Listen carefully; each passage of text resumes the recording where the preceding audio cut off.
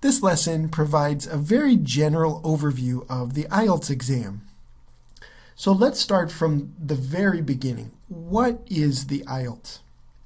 Well, as I'm sure you know, the IELTS is a test of English language proficiency.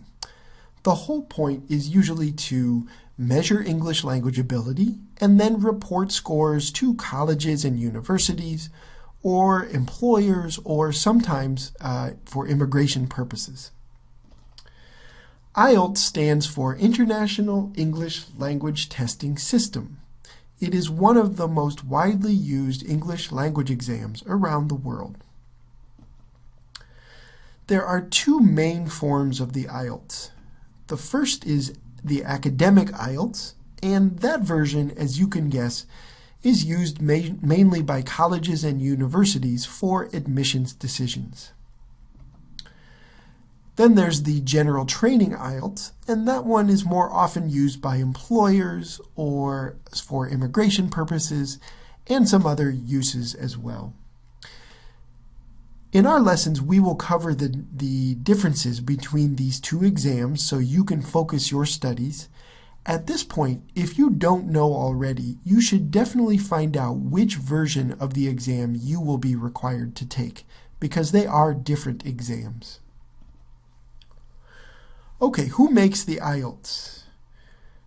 The IELTS is a joint partnership among the British Council, IDP Education, which is based in Australia, and Cambridge English Language Assessment. The creators of this exam have intentionally made an internationally focused exam. So, for example, you can expect to hear a wide variety of accents on the listening section of the exam. You may hear Canadian accent, you may hear someone from New Zealand or Australia or the UK. Many different accents and many different forms of native English are represented on this exam. Some of the general features of this test. So the full IELTS takes 2 hours and 45 minutes to complete, and that's true for the general training and the academic IELTS. But the exam is divided into two major sections.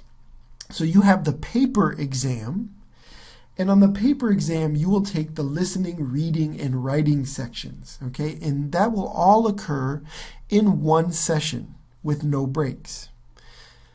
All right, so that the paper exam is separate from the speaking exam, which you schedule separately at a different time. Now, you can take the speaking exam on the same day as the paper exam, but you can also take it 1 week before or 1 week after your paper exam. The speaking exam is an in-person interview that lasts about 11 to 15 minutes, so it is a much shorter experience, and you'll have to think about how you want to schedule yours when it's time for you to plan for your test. Where is the IELTS offered? Well, currently it is offered at 1,100 locations around the world. Often you can find the IELTS exam in major cities, and the number of testing centers is growing. For the testing center closest to you, you should follow the link I've provided below to see where the most convenient location will be.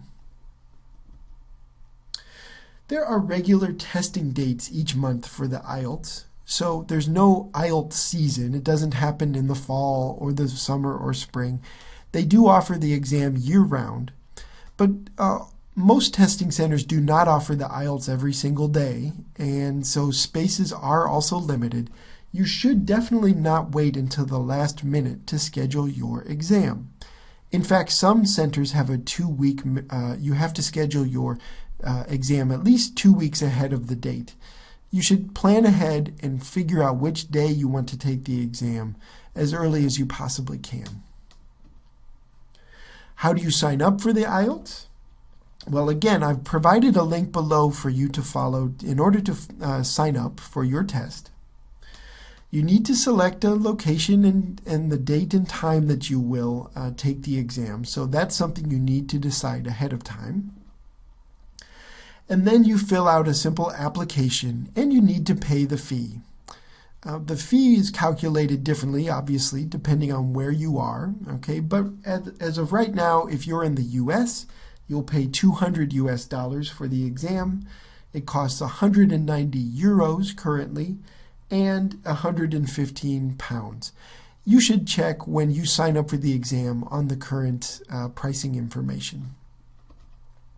Finally, you'll have to provide a passport when you sign up for the exam. So you'll provide a copy when you originally sign up, and then on exam day you need to bring that passport with you to the center to prove that you are the person you say you are.